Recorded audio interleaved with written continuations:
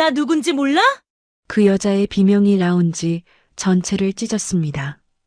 나 이 백화점 사장 부인이야. 내 전화 한 통이면 너 같은 건 오늘 당장 자를 수 있어. 저는 그 앞에 서 있었어요. 그런데 그 여자가 갑자기 명품백을 들어 올렸습니다. 퍽! 명품백이 제 뺨을 때렸습니다. 라운지가 조용해졌습니다. 숨소리 하나 들리지 않았죠. 무릎 꿇어. 그 여자가 저를 내려다보며 말했어요. 빌어. 그럼 봐줄 수도 있으니까. 저는 고개를 들었습니다. 뺨에서 뭔가 흘러내리는 게 느껴졌지만 닿지 않았어요. 무릎을 꿇지도 않았습니다. 그 여자는 몰랐어요. 지금 누구의 뺨을 때린 건지. 라운지 구석에서 낡은 점퍼 차림의 노부인 한 분이 이 장면을 지켜보고 있다는 걸. 그분이 왜 주먹을 부들부들 떨고 계신지. 그리고 일주일 뒤 창립 30주년 기념식 무대에서 어떤 일이 벌어질지를요. 설거지, 산책할 때, 잠들기 전 이어서 듣기 편하게 지금 구독만 눌러두세요. 우리네 사연극장이 다음 편을 자동으로 챙겨드립니다. 오늘의 사연 시작합니다. 사람들은 백화점을 호수 위에 떠있는 우아한 백조처럼 바라봅니다. 샹들리에 불빛 아래 반짝이는 대리석 바닥, 은은하게 흐르는 클래식 음악, 그리고 언제나 미소 짓는 직원들. 겉보기엔 한없이 평화롭고 고상하니까요. 하지만 백조가 헤엄치고 있는 수면 아래를 본 적 있으신가요? 가라앉지 않으려고 처절하게 물갈 퀴즈를 해대고 있다는 걸 사람들은 모릅니다. 저는 그 치열한 물밑 전쟁터의 최전방 지휘관, 해온 백화점 VIP 라운지 총괄 매니저 서지우입니다. 주말 오전 9시 반, 오픈까지 30분 남은 라운지는 폭풍 전야처럼 고요했습니다. 저는 직원 대기실 전신 거울 앞에 서서 유니폼 매무새를 점검했습니다.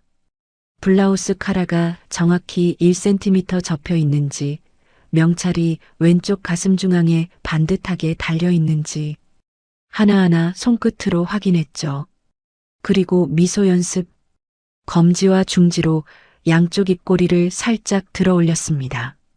굳어있던 볼 근육이 풀리는 게 느껴졌습니다. 저는 거울 속 제 눈을 똑바로 바라보며 중얼거렸습니다. 안녕하십니까? 고객님, 무엇을 도와드릴까요? 톤이 마음에 들지 않았습니다. 너무 사무적이었어요. 다시, 안녕하십니까, 고객님. 무엇을 도와드릴까요? 이번엔 조금 나았지만 미소가 눈까지 닿지 않았습니다. 또다시, 안녕하십니까, 고객님. 무엇을 도와드릴까요? 완벽한 서비스란 결국 이 한 문장을 얼마나 진심처럼 들리게 하느냐의 싸움입니다. 저는 매일 아침 이 연습을 빠뜨린 적이 없었습니다. 그때 유리문 너머 복도에서 천천히 걸어가는 한 사람이 보였습니다. 수수한 회색 점퍼에 편해 보이는 운동화. 어깨까지 내려오는 은빛 머리카락을 수건으로 대충 묶은 중년 여성이었습니다. 수행원도 없이 혼자서 복도를 걷고 있었죠. 한영애 회장님. 이 거대한 해온 백화점의 주인이셨습니다. 오픈 전에도 영업 중에도 백화점 전체를 수행원도 없이 직접 체크하십니다. 회장님은 복도를 걷다가 문득 걸음을 멈추셨습니다. 그리고 유리문 너머로 저를 보셨습니다. 저도 그분을 보았습니다. 찰나의 순간 저도 모르게 손끝이 미세하게 떨렸습니다. 입술을 살짝 깨물며 그 떨림을 억눌렀습니다. 하지만 저는 인사하지 않았습니다. 회장님도 고개 한번 까딱하지 않으셨습니다. 그저 시선을 거두시고 다시 걸어가셨고 저도 아무 일 없었다는 듯 거울로 눈을 돌렸습니다. 저렇게 평상복을 입고 현장을 잠행하실 땐 절대 아는 체하지 않는 것, 눈이 마주쳐도 모르는 척하는 것, 그것이 우리 백화점의 철칙이었습니다. 회장님께서는 가끔 이렇게 평범한 고객처럼 매장을 돌아다니셨습니다.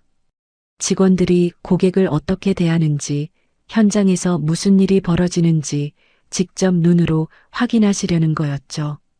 그래서 저희는 항상 긴장해야 했습니다. 언제 어디서 회장님의 눈이 지켜보고 계실지 모르니까요. 하지만 그건 두려움이라기보다는 일종의 신뢰 같은 것이었습니다. 현장을 아시는 분이 위에 계시다는 안도감이랄까요. 복도 끝에서 회장님의 뒷모습이 사라졌습니다. 저는 다시 거울 앞에 섰습니다. 손끝의 떨림은 이미 멈춰 있었습니다. 안녕하십니까, 고객님, 무엇을 도와드릴까요? 이번엔 완벽했습니다. 저는 유니폼 자켓의 단추를 한 번 더 매만지고 라운지를 향해 걸어갔습니다. 오늘도 물밑에서 쉼없이 물깔 퀴즈를 해야 하는 하루가 시작되고 있었습니다. 라운지가 문을 열자마자 분위기가 달라졌습니다. 10시 정각. 첫 번째 고객이 들어오기 전 저는 테이블마다 놓인 꽃장식을 점검하고 있었습니다. 백합의 꽃잎이 살짝 시든 것 같아 각도를 조절하는데 홀 구석에서 수군거리는 소리가 들려왔습니다. 막내 직원 미나와 동료 2명이 머리를 맞대고 있었습니다. 목소리를 낮추긴 했지만 조용한 라운지에서는 다 들렸죠. 선배님, 들으셨어요? 최영훈 부사장님이 사장 되시면서 라인 싹 물깔이 된대요. 미나의 목소리였습니다. 눈을 반짝이며 마치 연예인 가십이라도 전하듯 신이 나 있었습니다. 회장님은 이제 진짜 뒷방 늙은이 신세라던데요. 옆에 있던 동료가 미나의 팔을 쿡 찔렀습니다. 야, 조용히 해. 그래도 회장님은 회장님이야. 저는 꽃병을 내려놓고 그들에게 다가갔습니다. 발소리를 듣고 미나가 움찔하며 돌아봤습니다. 미나 씨, 저는 일부러 나직하게 말했습니다. 다른 직원들 앞에서 망신을 주고 싶지는 않았거든요. 고객님들 들어오시는 공간이야. 입 조심해. 회장님이 힘이 있든 없든 우리가 모셔야 할 건 고객이야. 알겠지? 미나는 고개를 숙였습니다. 네. 하지만 제가 돌아서자마자 미나가 입을 삐죽거리는 게 유리에 비쳤습니다. 동료들끼리 눈짓을 주고받는 것도요. 어린 친구들이니까 라고 저는 속으로 되뇌었습니다. 아직 이 바닥이 어떻게 돌아가는지 모르니까 저러는 거라고요. 하지만 씁쓸한 기분은 어쩔 수 없었습니다. 불과 1년 전만 해도 저런 대화는 상상도 못했거든요. 해온 백화점에 이상한 바람이 불기 시작한 건 최영훈 부사장님이 사장으로 승진한 직후부터였습니다. 전문 경영인 출신인 그는 취임하자마자 자기 사람들을 곳곳에 심었고 회장님의 측근들은 하나둘 밀려났습니다. 회장님께서 은퇴를 준비하신다는 소문도 돌았죠. 사실인지는 몰랐지만 분위기만 봐도 권력의 추가 어디로 기울고 있는지는 명확했습니다. 그리고 그 변화의 파도는 제가 있는 VIP 라운지까지 밀려들어 왔습니다. 점심시간 직전 저는 직원 휴게실에서 간단히 커피를 마시고 있었습니다. 그때 문이 쾅 하고 열렸습니다. 박 팀장이었습니다. 40대 중반의 그는 언제나 기름기 흐르는 머리카락을 뒤로 넘기고 다녔습니다. 직원들 사이에서는 윗사람 앞에서만 허리가 90도로 꺾이는 사람이라는 소문이 파다했죠. 오늘따라 그의 얼굴에는 알 수 없는 흥분이 가득했습니다. 손에는 오늘 아침 신문이 들려 있었고요. 휴게실에 있던 직원 5-6명이 일제히 그쪽을 쳐다봤습니다. 자자, 주목. 박 팀장이 신문을 펄럭이며 소리쳤습니다. 오늘 아침 신문 봤어? 최영훈 사장님 기사가 일면이다. 해온 그룹의 새 시대를 열적임자. 뭐 이런 헤드라인이야. 그는 신문을 테이블 위에 탁 내려놓으며 직원들을 둘러봤습니다. 이게 무슨 뜻인지 감이 안 와? 이제 해온의 실세는 최 사장님이라는 거야. 회장님은 이름만 회장이지 실권은 다 넘겼다는 말이야. 직원들이 서로 눈치를 봤습니다.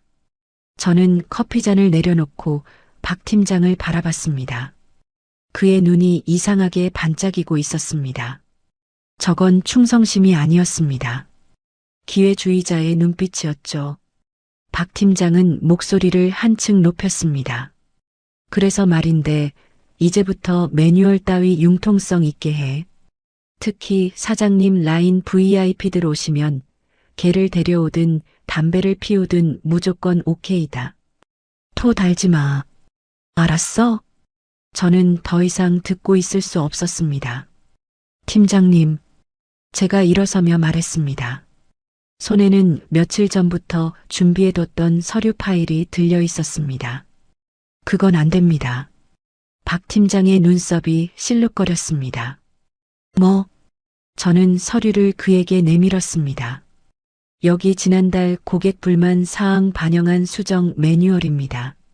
라운지 내 반려동물 동반이나 흡연은 다른 VIP 고객분들의 민원이 가장 많은 항목이에요.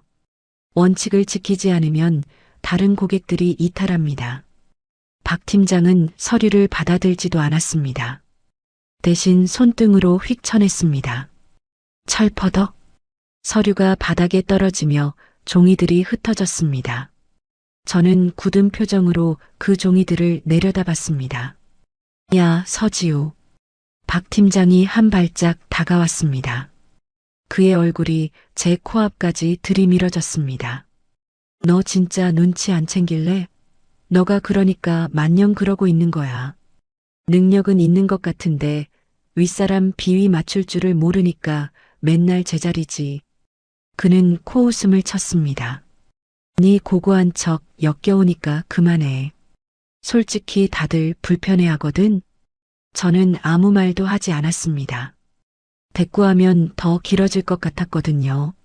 하지만 박 팀장은 거기서 멈추지 않았습니다. 그가 검지로 제 어깨를 콕콕 찌르며 말했습니다. 특히 오늘 오후에 사장님 사모님, 배수정 여사님 오신다. 알지? 너 그 앞에서 또 원칙이니 규정이니 떠들면 내 손에 죽을 줄 알아. 그의 목소리가 한층 더 낮아졌습니다. 무조건 기어. 뭘 시키든 네 알겠습니다. 이것만 해. 알았어? 저는 여전히 대답하지 않았습니다. 박 팀장은 혀를 차며 휴게실을 나갔습니다. 문이 닫히자 남은 직원들의 시선이 제게 쏠렸습니다. 하지만 아무도 말을 걸지 않았습니다. 저는 허리를 숙여 바닥에 흩어진 서류를 주웠습니다. 한 장 한 장 다시 정리하며 구겨진 모서리를 펴는데 손끝이 미세하게 떨렸습니다. 분해서가 아니었습니다. 아니, 분한 것도 맞았습니다. 하지만 더 큰 감정은 따로 있었습니다. 외로움이었습니다. 이 넓은 백화점에서 원칙을 지키려는 사람이 저 혼자뿐인 것 같은 기분. 제가 틀린 건지 세상이 틀린 건지 헷갈리는 그 막막함. 그게 가슴을 짓눌렀습니다. 저는 정리한 서류를 가슴에 꼭 안았습니다. 휴게실 한쪽에서 커피 머신이 윙윙거리는 소리만 공허하게 울렸습니다. 조금 전까지 저와 함께 있던 직원들은 하나둘 자리를 피했습니다. 아무도 저를 거들지 않았습니다. 박 팀장에게 찍힐까봐 무서웠겠죠. 이해는 됐습니다. 하지만 그 이해가 외로움을 덜어주지는 못했습니다.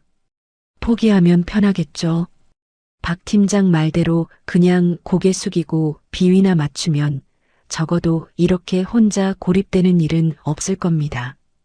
하지만 그건 제가 아니었습니다. 저는 서류를 다시 파일에 끼우며 중얼거렸습니다. 누가 뭐래도 제가 지키고 싶은 건 지킬 겁니다. 그것이 이 배가 아무리 흔들려도 제가 갑판 위에 서 있을 수 있는 유일한 방법이니까요. 그날 오후 VIP 라운지에 폭풍이 몰려왔습니다. 오후 2시쯤이었습니다. 저는 입구 데스크에서 오후 예약 명단을 확인하고 있었습니다.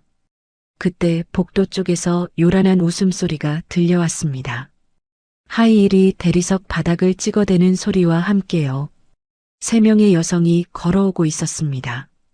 가운데 선 여성이 유독 눈에 띄었습니다. 40대 후반쯤 되어 보였는데 온몸이 명품으로 도배되어 있었습니다. 손가락마다 반지가 끼워져 있었고 목에는 굵은 금목걸이가 번쩍였습니다. 선글라스를 실내에서도 벗지 않은 채 양옆의 친구들에게 뭔가를 자랑하듯 떠들고 있었죠. 내가 여기 VVIP야. 그냥 따라와. 내가 다 해줄게. 그 목소리가 라운지 입구까지 쩌렁쩌렁 울렸습니다. 주변의 다른 고객분들이 인상을 찌푸렸지만 그녀는 아랑곳하지 않았습니다. 배수정, 최영훈 사장의 부인이었습니다. 박 팀장이 오전에 그렇게 신신당부했던 바로 그 사람이죠. 저는 자세를 바로잡고 데스크 앞에 섰습니다. 아무리 사장 사모님이라 해도 입장 절차는 똑같이 적용됩니다. 그것이 제가 지켜온 원칙이었으니까요. 세 사람이 게이트 앞에 도착했습니다. 어서 오십시오, 고객님. 저는 정중하게 고개를 숙이며 말했습니다. 회원 카드나 앱 바코드 확인 부탁드립니다. 수정 여사가 걸음을 멈췄습니다. 선글라스 너머로 저를 위아래로 훑어보는 게 느껴졌습니다. 뭐?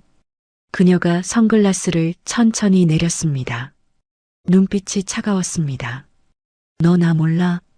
저는 미소를 유지하며 대답했습니다. 죄송합니다, 고객님.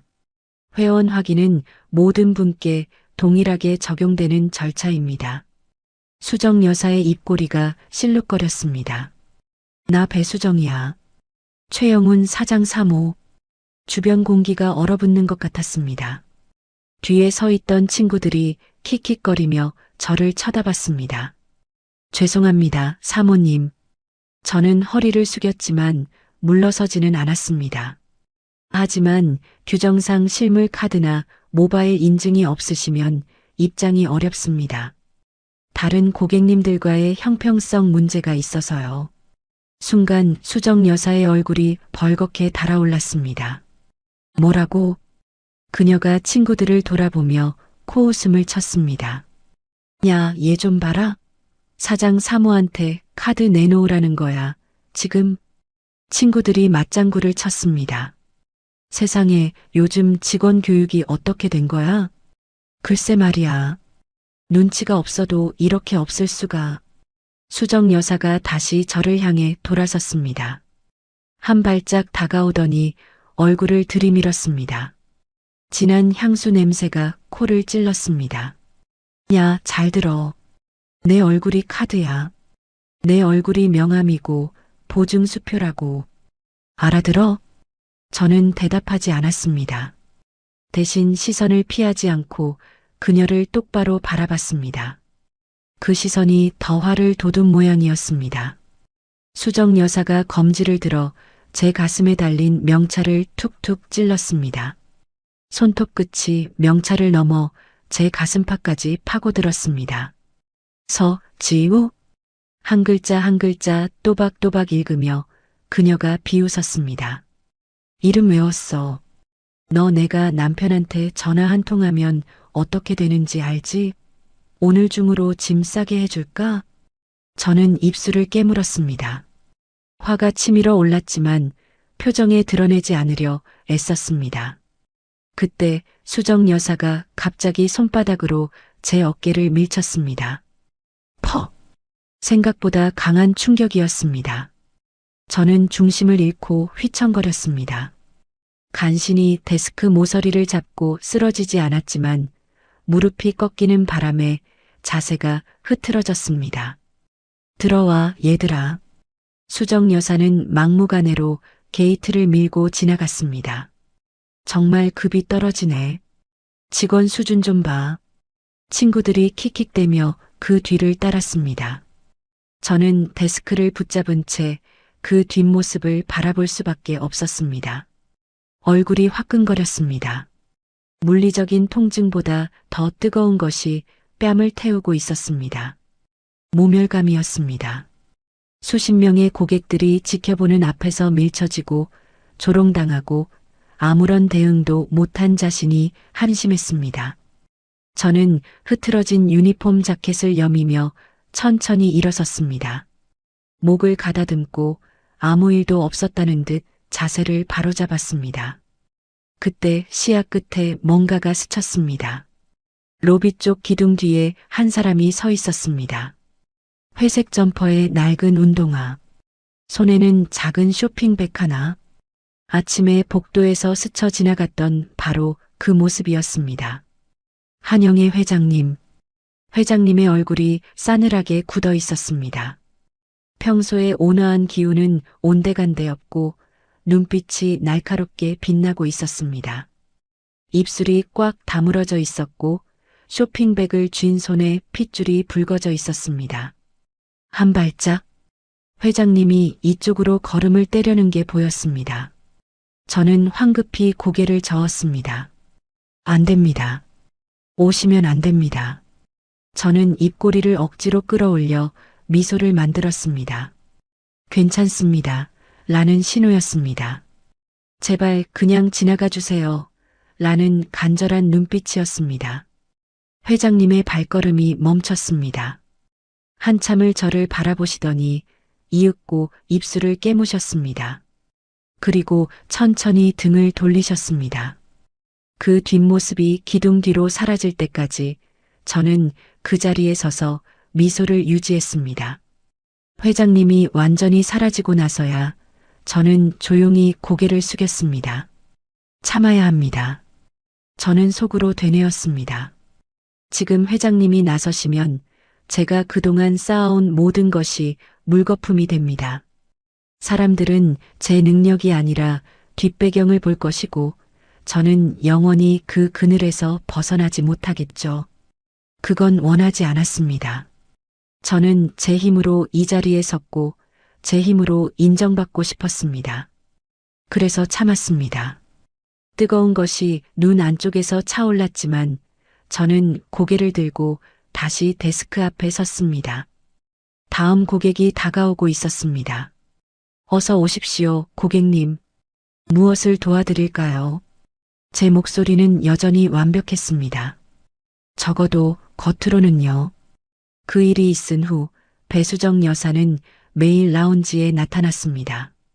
처음엔 우연인가 싶었습니다. 사장 사모님이니 자주 오실 수도 있겠다고 생각했죠. 하지만 사흘이 지나고 나흘이 지나면서 확신이 들었습니다. 저를 괴롭히러 오는 거였습니다. 첫 번째 날, 수정 여사가 창가 자리에 앉아 아이스 아메리카노를 주문했습니다. 저는 직접 서빙을 했습니다. 최대한 정중하게 흠잡을 곳 없이요.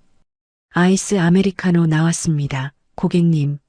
수정 여사는 대답도 없이 컵을 받아들었습니다. 한 모금 마시더니 갑자기 손목을 비틀었습니다. 철컥. 컵이 기울어지며 얼음이 바닥으로 쏟아졌습니다. 투명한 얼음 조각들이 대리석 위로 흩어지며 차가운 소리를 냈습니다. 어머, 손이 미끄러졌네. 수정 여사가 천연덕스럽게 말했습니다. 눈에는 비웃음이 가득했죠. 서 매니저, 와서 좀 닦지? 저는 아무 말 없이 걸레를 가지러 갔습니다. 최대한 빨리 처리하고 싶었습니다. 그런데 걸레를 들고 돌아오자 수정 여사가 손을 저었습니다. 아니야, 그거 말고. 그녀가 테이블 위에 물티슈 케이스를 가리켰습니다. 저걸로 해. 한 장 한 장 닦아. 내 눈앞에서 깨끗하게. 저는 멈칫했습니다. 하지만 뒤에서 박 팀장의 시선이 느껴졌습니다. 거절하면 무슨 일이 벌어질지 뻔했죠. 저는 무릎을 꿇듯 쪼그려 앉았습니다. 물티슈를 한 장 뽑아 얼음 조각 하나를 집어들었습니다. 차가운 물기가 손가락 사이로 스며들었습니다. 수정 여사는 팔짱을 끼고 그 모습을 내려다보고 있었습니다. 그렇게 15개의 얼음 조각을 한 장씩 물티슈로 닦아냈습니다. 세 번째 날, 수정 여사가 라운지에 들어서자마자 저를 불렀습니다. 야, 서 매니저. 이리 와서 인사해. 저는 다가가서 허리를 숙였습니다. 어서 오십시오, 고객님. 수정 여사가 인상을 찌푸렸습니다. 너 나 볼 때 눈빛이 왜 그래? 기분 나쁘게. 무슨 소린지 알 수 없었습니다.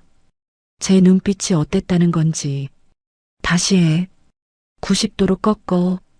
웃으면서. 소리 더 크게. 라운지에 있던 다른 고객분들이 힐끔힐끔 쳐다보기 시작했습니다. 얼굴이 달아올랐지만 저는 다시 인사했습니다. 어서 오십시오, 고객님. 목소리가 작아. 다시. 어서 오십시오, 고객님. 표정이 굳었어. 웃어야지. 다시. 4번, 5번. 저는 같은 인사를 반복했습니다. 수정 여사가 만족했다는 표시로 손을 휘저을 때까지요. 그 사이 박 팀장은 수정 여사 옆에 서서 연신 굽신거렸습니다. 아이고 여사님 죄송합니다. 이 친구가 좀 둔해서요. 제가 교육 다시 시키겠습니다. 화 푸세요. 그러더니 제 등을 손바닥으로 탁 쳤습니다. 야 뭐해?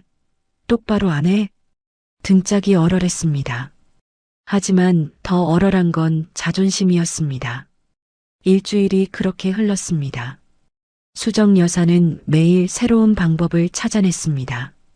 커피가 너무 뜨겁다, 너무 차갑다. 냅킨이 구겨졌다. 꽃에서 냄새가 난다. 의자가 불편하다.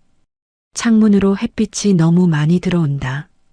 트집 잡을 거리는 끝이 없었습니다. 가장 힘들었던 건 다른 고객분들의 시선이었습니다. 수정 여사에게 시달리는 저를 보면서도 아무도 나서지 않았습니다.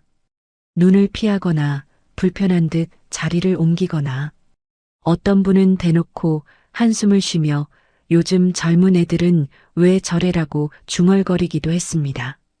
마치 제가 잘못한 것처럼요. 그리고 저는 매번 고개를 숙였습니다. 어느 날 오후 수정 여사가 저를 괴롭히고 있을 때였습니다. 문틈으로 익숙한 얼굴이 보였습니다. 미나였습니다. 막내 직원 미나가 복도에서 이쪽을 보고 있었습니다. 저와 눈이 마주치자 미나는 화들짝 놀라며 고개를 돌렸습니다. 하지만 저는 봤습니다. 그 얼굴에 떠올랐던 표정을.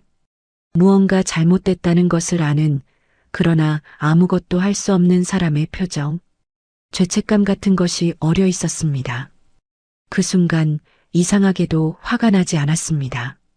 미나가 나서지 않는다고 원망할 수도 없었습니다. 저 아이도 겨우 입사 1년 차.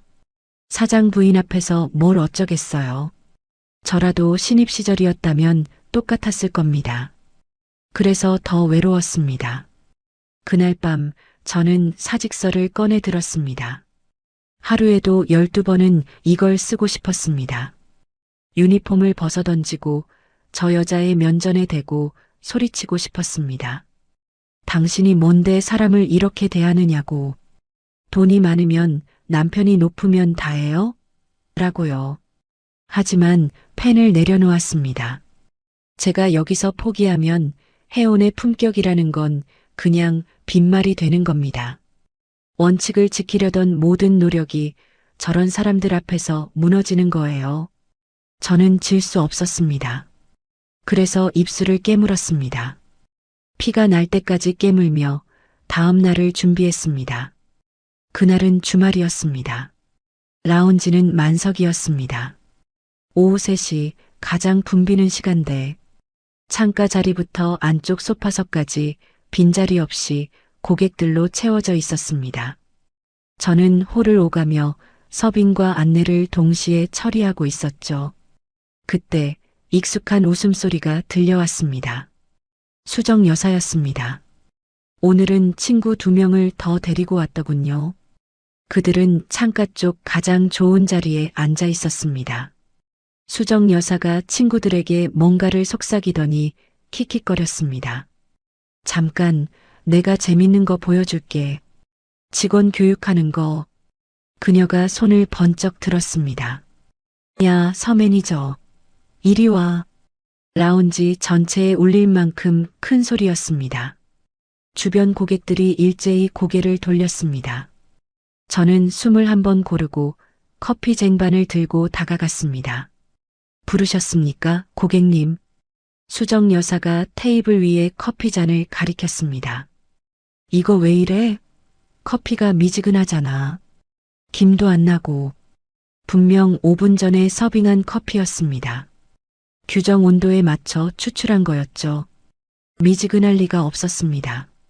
하지만 저는 반박하지 않았습니다. 죄송합니다, 고객님. 다시 준비해 드리겠습니다. 저는 쟁반을 들고 돌아서려 했습니다. 바로 그 순간이었습니다. 발목에 뭔가가 걸렸습니다. 수정 여사가 테이블 밑으로 발을 뻗어 제 다리를 건 거였습니다. 저는 미처 반응하지 못하고 앞으로 고꾸라졌습니다. 쟁반이 손에서 빠져나갔습니다. 와장창 찻잔이 바닥에 부딪혀 산산조각 났습니다. 커피가 대리석 위로 튀었습니다. 저는 무릎과 손바닥을 바닥에 짚은 채 엎어져 있었습니다. 손바닥에 따끔한 통증이 느껴졌습니다. 깨진 잔 조각에 베인 것 같았습니다. 라운지가 순간 조용해졌습니다. 아! 수정 여사가 벌떡 일어나며 소리를 질렀습니다. 내 백. 야, 이거 튀었으면 어쩔 뻔했어. 그녀가 테이블 위에 클러치백을 번쩍 들어 보였습니다. 큐빅이 촘촘히 박힌 묵직해 보이는 명품백이었습니다. 너 돈 있어? 이게 얼마짜린 줄 알아? 저는 천천히 일어났습니다. 무릎을 털고 자세를 바로잡았습니다. 손바닥에서 피가 배어 나왔지만 신경 쓸 겨를이 없었습니다. 고객님, 확인해 보니 베개는 튀지 않았습니다. 저는 최대한 차분하게 말했습니다. 놀라게 해드려 죄송합니다. 수정 여사의 눈이 가늘어졌습니다. 뭐, 안 튀었으면 끝이야? 내가 얼마나 놀랐는데. 너 그 태도가 뭐야? 그녀가 한 발짝 다가왔습니다. 무릎 꿇어. 저는 귀를 의심했습니다. 지금 당장 여기서 무릎 꿇고 빌어. 그러면 내가 봐줄게. 주변이 웅성거리기 시작했습니다. 다른 고객들이 수군대는 소리가 들렸습니다. 하지만 아무도 나서지 않았습니다. 저는 고개를 들었습니다. 고객님, 제 목소리가 생각보다 단단하게 나왔습니다. 제 실수에 대해서는 사과드립니다. 하지만 무릎을 꿇을 일은 아닙니다. 수정 여사의 얼굴이 일그러졌습니다. 뭐라고? 저는 고객님의 노예가 아닙니다. 직원입니다. 순간 라운지의 공기가 얼어붙었습니다. 수정 여사의 얼굴이 시뻘겋게 달아올랐습니다. 입술이 파르르 떨리더니 이성의 끈이 끊어지는 게 눈에 보였습니다. 뭐, 노예, 이게 진짜. 그녀가 테이블 위에 클러치백을 움켜쥐었습니다. 저는 본능적으로 뭔가 잘못됐다는 걸 느꼈습니다. 하지만 피할 틈이 없었습니다. 수정 여사가 백을 들어 올렸습니다. 그리고 제 얼굴을 향해 힘껏 휘둘렀습니다. 퍽! 둔탁한 소리가 라운지 전체에 울려 퍼졌습니다. 고개가 옆으로 꺾이고 시야가 하얗게 번쩍였다가 깜깜해졌습니다. 뺨에서 뜨거운 것이 터져나오는 느낌이었어요. 큐빅 장식이 살을 찢고 지나간 것 같았습니다. 저는 비틀거리며 손으로 뺨을 감싸쥐었죠. 손바닥에 끈적한 액체가 묻어났습니다. 피었어요. 라운지가 완전한 정적에 빠지고 누군가 숨을 헉 들이키는 소리만 들렸습니다. 저는 흐릿한 시야 속에서 고개를 들었습니다. 라운지 입구 쪽에 누군가 서 있었죠. 회색 점퍼, 낡은 운동화, 손에 쇼핑백 하나, 한영의 회장님이었습니다. 회장님의 얼굴이 창백하게 질려 있었습니다.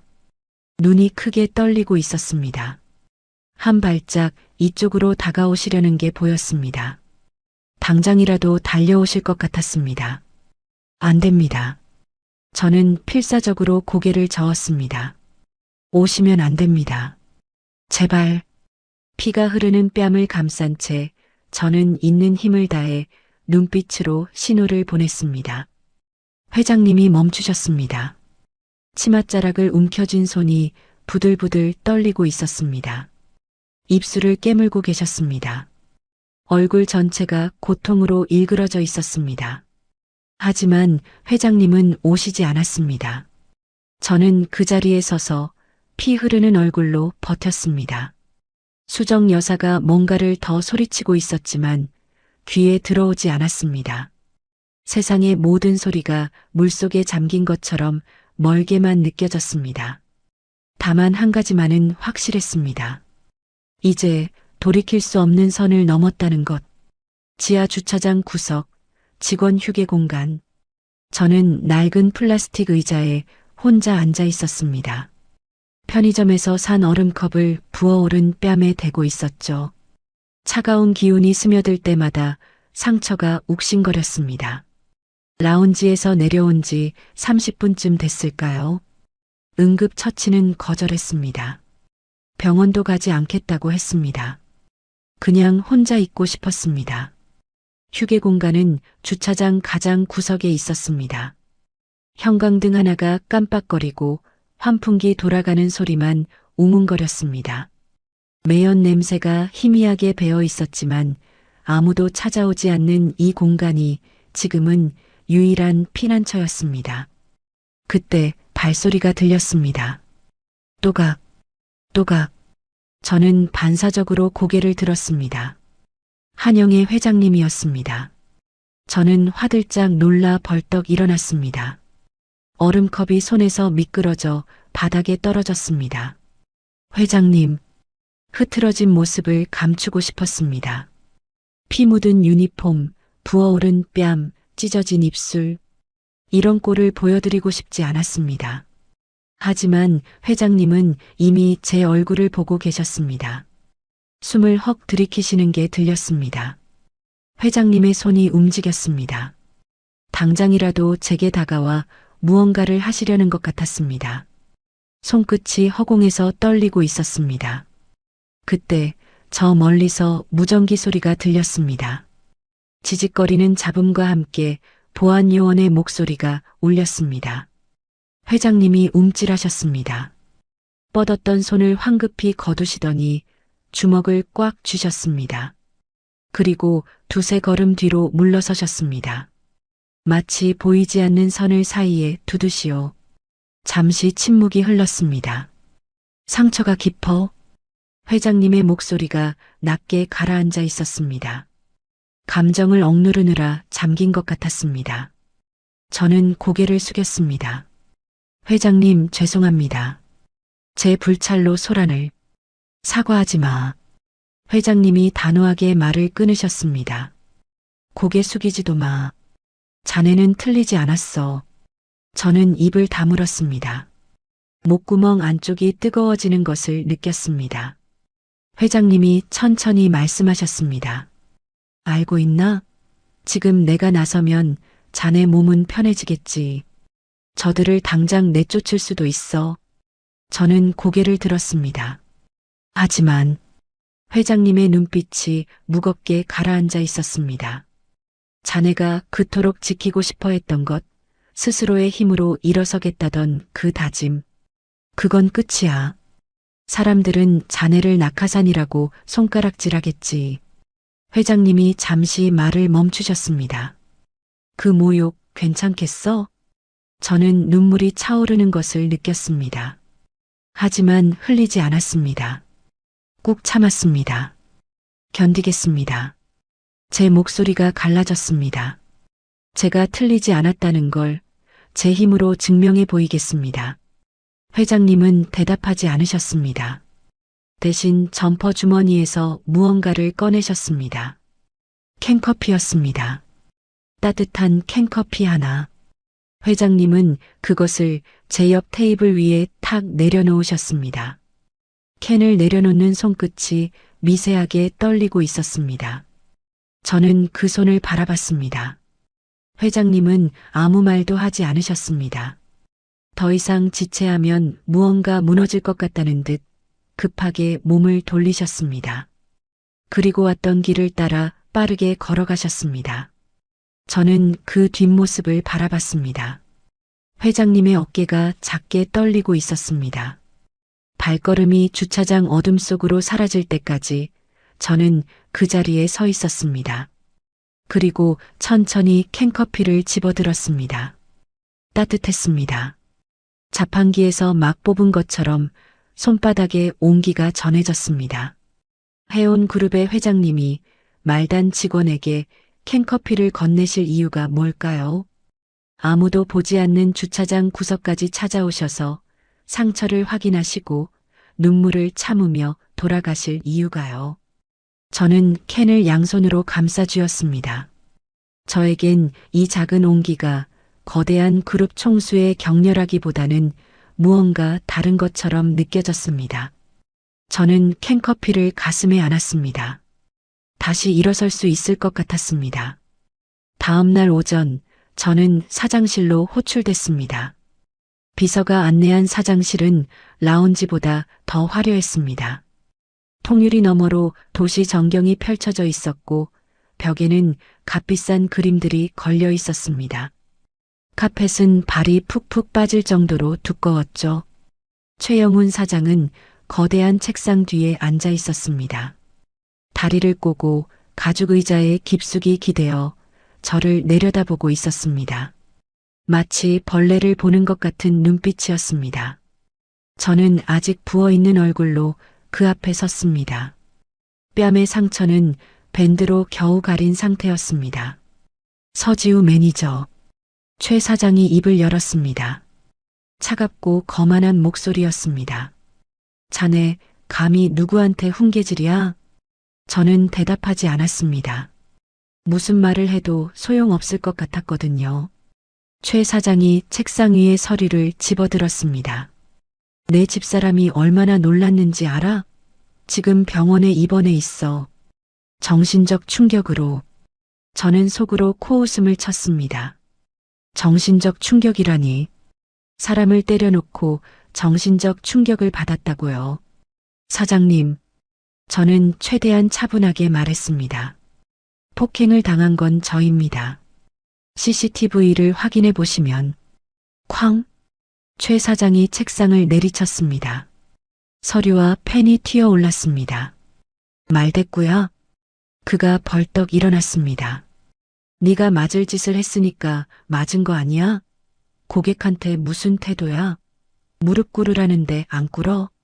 저는 입술을 깨물었습니다. 손톱이 손바닥에 파고들었습니다.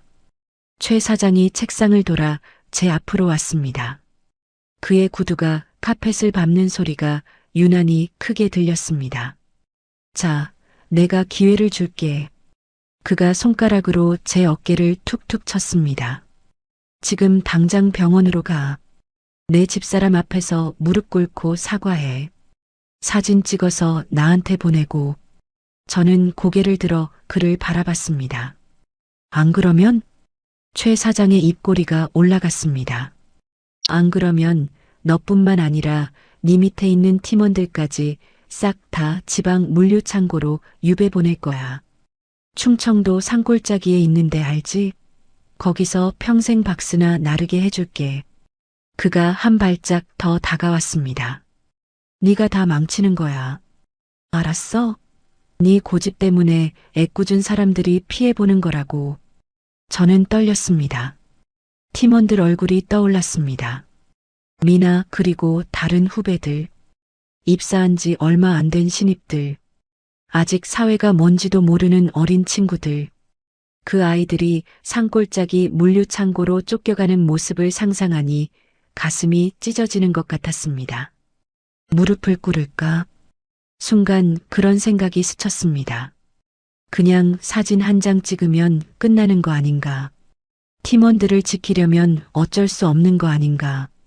고작 사진 한 장에 무릎 한 번 꿇는 게 그렇게 어려운 일인가? 최 사장이 제 망설임을 읽었는지 비웃듯 말했습니다. 현명한 선택하자. 자존심 밥 먹여주냐? 살아남는 게 먼저야. 그 말이 오히려 저를 깨웠습니다. 하지만 제 안에서 무언가가 버티고 있었습니다. 여기서 무릎을 꿇으면 저는 평생 무릎 꿇고 살아야 합니다. 저런 사람들 앞에서 영원히 고개를 들지 못하게 되는 겁니다. 그리고 그건 차라리 죽는 것보다 못한 삶이었습니다. 사장님, 제 목소리가 생각보다 단단하게 나왔습니다. 제 존엄까지 팔 수는 없습니다. 팀원들은 제 방식대로 지키겠습니다. 최 사장의 얼굴이 일그러졌습니다. 저는 무릎 꿇지 않겠습니다. 정적이 흘렀습니다. 최 사장의 눈이 가늘어졌습니다. 입꼬리가 실룩거리더니 이윽고 차가운 웃음이 새어나왔습니다. 좋아. 너가 선택한 거다.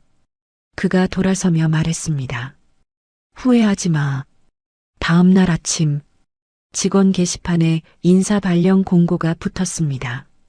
저는 사람들 틈을 비집고 들어가 제 이름을 찾았습니다. 그리고 얼어붙었습니다. 서지호. VIP 라운지 총괄 매니저에서 지하 4층 주차관리팀으로 전보 발령. 사유 고객 응대 미숙. 고객 응대 미숙. 7년 동안 라운지를 지켜온 제가 고객 응대 미숙이라니. 수십 번의 고객 칭찬 편지를 받았고 분기마다 우수 사원으로 뽑혔던 제가요. 주변에서 수군대는 소리가 들렸습니다. 저 사람 아니야? 사장님 사모님한테. 야, 조용히 해. 들리겠다. 근데 진짜 대단하다. 사장 부인한테 대들다니. 무슨 배짱이야? 배짱이 아니라 무모한 거지. 결국 적골 됐잖아. 저는 뒤통수가 따가웠습니다. 하지만 돌아보지 않았습니다. 그 자리에서 몸을 돌려 묵묵히 걸어갔습니다. 그날 오후 저는 지하 4층으로 내려갔습니다. 엘리베이터 문이 열리자 매연 냄새가 코를 찔렀습니다. 형광등 불빛은 칙칙했고 환기구에서 나오는 바람은 기름 냄새를 머금고 있었습니다. 관리실에서 유니폼을 받았습니다. 때 묻은 형광 조끼와 낡은 모자, 그리고 경광봉. 조끼에서는 이전 사용자의 땀 냄새가 났습니다. 모자는 챙이 해져 있었습니다. 저는 탈의실에서 정장을 벗었습니다. 유니폼 자켓, 실크 블라우스, 구두. 하나하나 옷걸이에 걸며 제가 쌓아온 것들이 손가락 사이로 빠져나가는 것을 느꼈습니다. 이 옷들을 다시 입을 날이 올까요? 그런 생각이 스쳤습니다. 형광 조끼를 입었습니다. 거울을 봤습니다. 낯선 사람이 서 있었습니다. 어제까지 VIP 라운지의 총괄 매니저였던 사람이 오늘은 지하 주차장 안내 요원이 되어 있었습니다. 첫 출근은 그날 바로였습니다. 지하 4층 차량 출입구. 저는 경광봉을 들고 서 있었습니다. 차들이 지나갈 때마다 손을 흔들어 방향을 안내했습니다. 매연이 끊임없이 밀려왔습니다. 마스크를 써도 소용없었습니다. 목이 칼칼해지고 기침이 터져나왔습니다. 콜록콜록. 한번 시작하면 멈추질 않았습니다. 점심시간에도 쉴 곳이 마땅치 않았습니다. 기둥 뒤 구석에 쪼그려 앉아 편의점 삼각김밥을 먹었습니다.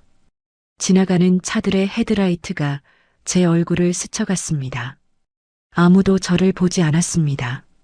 보더라도 그냥 주차 요원일 뿐이었으니까요. 라운지에서 근무할 때는 상상도 못한 일이었습니다. 고객분들이 서 매니저님이라고 불러주셨고 동료들과 커피를 마시며 이야기를 나눴습니다. 에어컨이 나오는 시원한 공간에서 깨끗한 유니폼을 입고 편하게 일했습니다. 지금은 달랐습니다. 여기서는 그냥 형광 조끼를 입은 투명 인간이었습니다. 시간이 얼마나 흘렀을까요?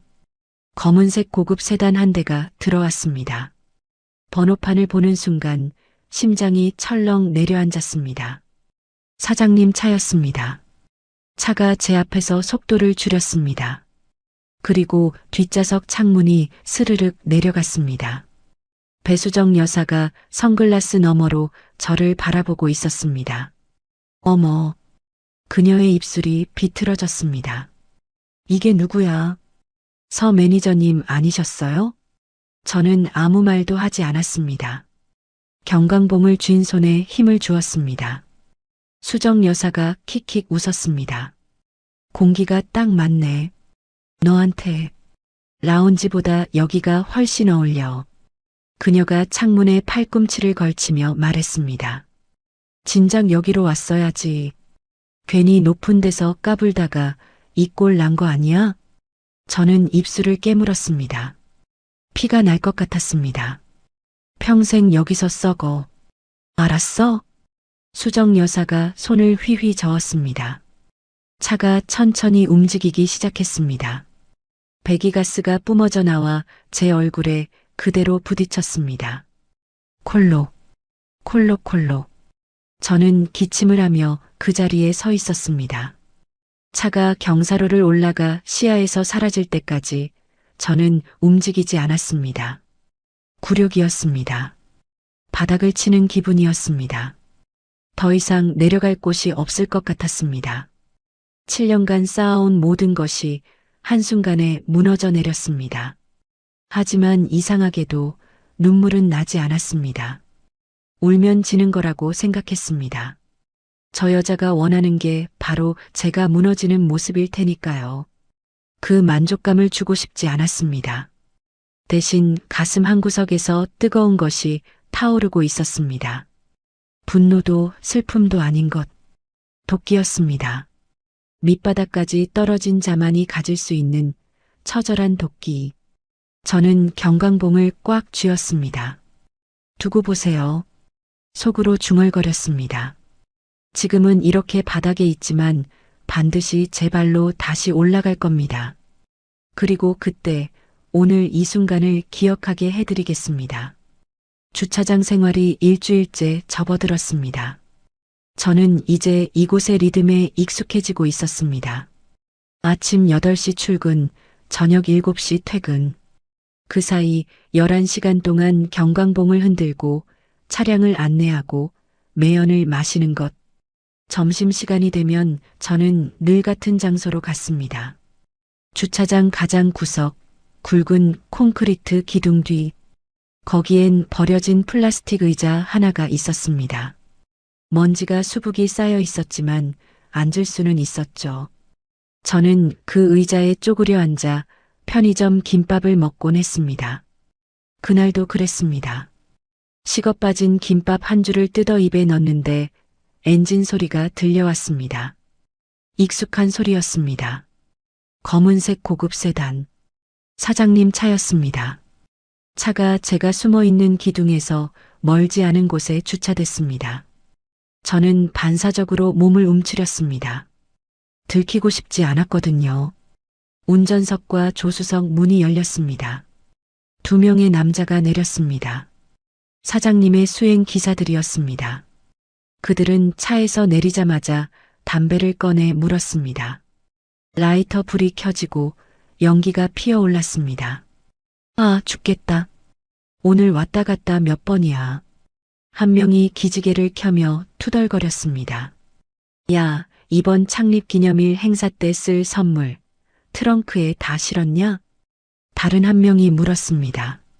저는 김밥을 씹다가 멈췄습니다. 선물? 뭔가 비밀스러운 대화가 오가는 느낌이었어요. 저는 천천히, 아주 천천히 주머니에서 핸드폰을 꺼냈습니다. 손이 떨렸습니다. 화면을 켜고 녹음 앱을 찾았습니다. 손가락이 미끄러졌습니다. 심장이 터질 것 같았습니다. 만약 들키면? 저 사람들이 뒤를 돌아보기라도 하면? 숨을 참고 녹음 버튼을 눌렀습니다. 빨간 불이 들어왔습니다. 첫 번째 기사가 대답했습니다. 아유, 말도 마. 사과 상자에 현금 채우느라 허리 빠지는 줄 알았어. 상자마다 5천씩 들었는데 그게 몇 상자야? 저는 숨을 멈췄습니다. 사과 상자에 현금 5천씩. 그들은 제가 기둥 뒤에 있는 줄 모르는 것 같았습니다. 목소리가 점점 커졌습니다. 사장님, 이번에 창립기념일 행사에서 공식 석상에 서고 나시면 우리도 한자리 하겠지? 그럼 지금까지 고생한 보람이 있어야지. 이번에 로비한 임원들 명단이랑 장부도 조수석 글로브 박스에 있으니까 잘 지켜.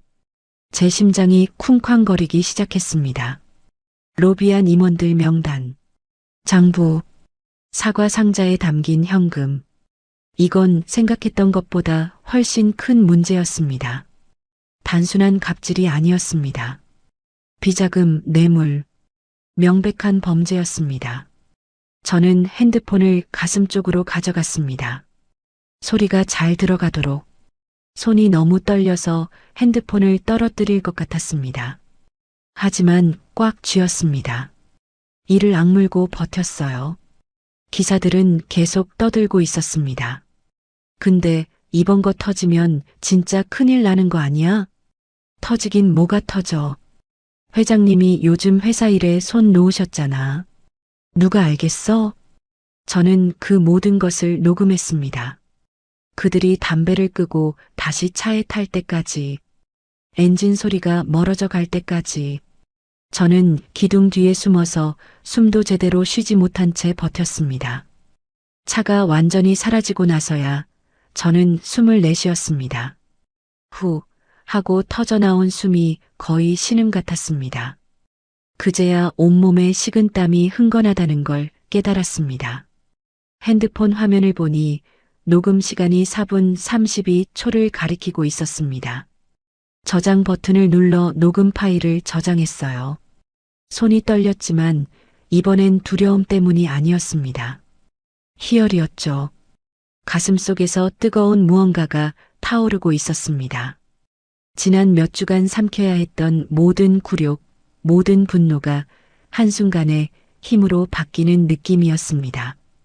그들은 몰랐을 거예요. 매연 속에서 김밥을 먹고 있던 이 초라한 주차 요원이 방금 그들의 목줄을 쥘 결정적인 증거를 손에 넣었다는 것을. 저는 핸드폰을 꽉 쥐었습니다. 이제 시작입니다. 그날 이후로 2주가 흘렀습니다. 저는 낮에는 주차장에서 일하고 밤에는 녹음 파일을 수십 번씩 다시 들었어요. 수행기사들의 대화는 분명히 비자금과 로비 명단에 대한 내용이었지만 그것만으로는 부족하다는 걸 알고 있었죠. 직접적인 물증이 없었거든요.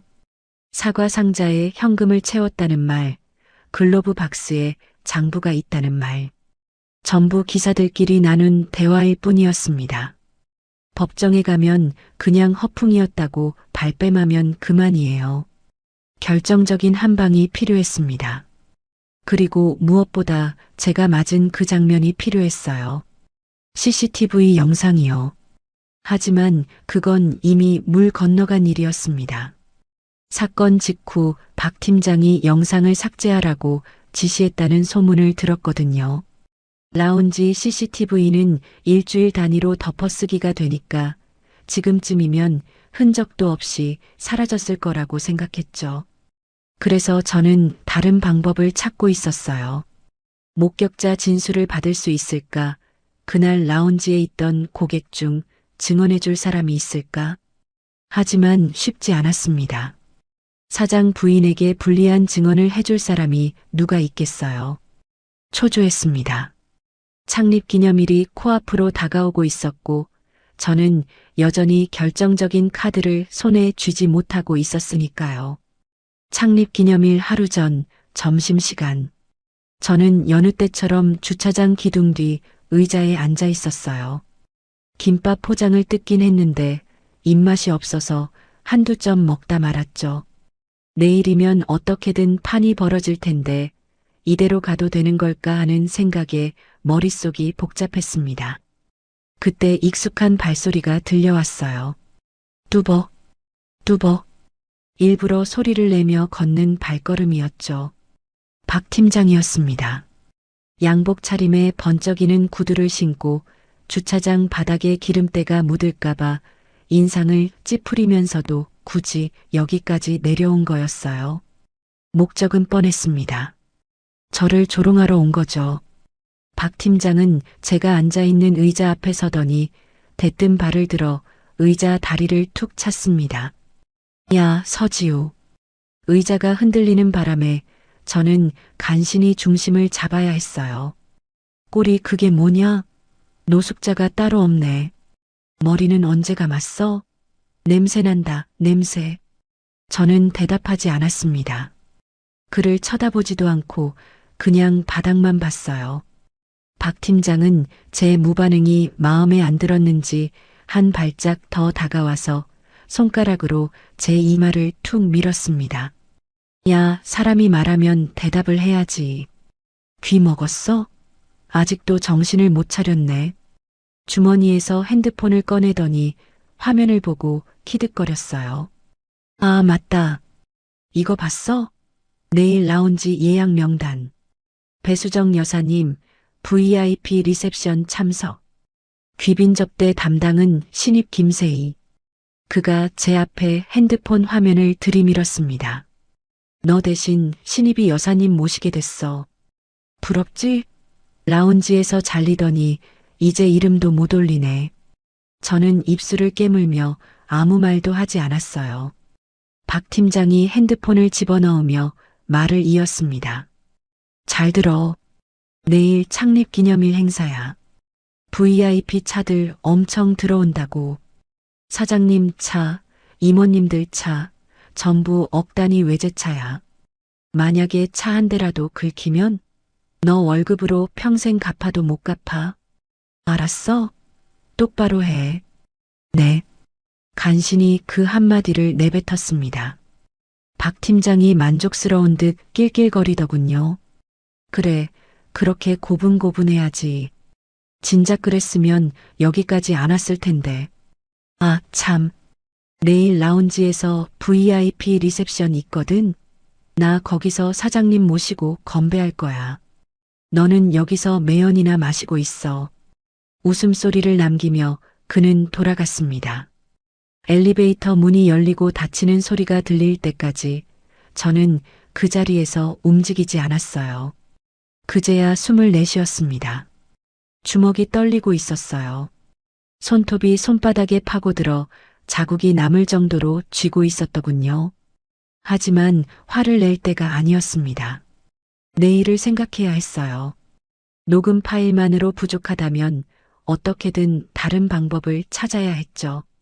그때 기둥 반대편에서 조심스러운 발소리가 들려왔습니다. 고개를 돌리니 누군가 기둥 뒤에서 머뭇거리고 있었어요. 작은 체구의 단발머리, 눈가가 빨갛게 부어있는 얼굴, 미나였습니다. 선배님, 목소리가 갈라져 있었어요. 울먹이고 있었죠. 저는 벌떡 일어났습니다. 미나야? 왜 여기까지 내려온 거야? 미나가 주변을 두리번거리며 누가 볼까봐 불안해하는 눈빛으로 제 앞으로 다가왔어요. 그리고 손에 쥐고 있던 것을 내밀었습니다. 작은 USB 메모리였죠. 선배님, 이거요. 이게 뭔데? 미나의 눈에서 눈물이 흘러내렸습니다. 박 팀장이 CCTV 기록 삭제하라고 했어요. 그날 라운지 영상 전부요. 선배님 맞으신 날 거요. 저는 숨을 멈췄어요. 삭제됐다고 생각했던 그 영상이라니. 근데 저 삭제 버튼 누르기 전에 몰래 백업해뒀어요. 수정 사모님이 선배님 때리는 거 아주 선명하게 다 찍혔어요. 심장이 쿵쾅거리기 시작했습니다. 이건 생각지도 못한 행운이었어요.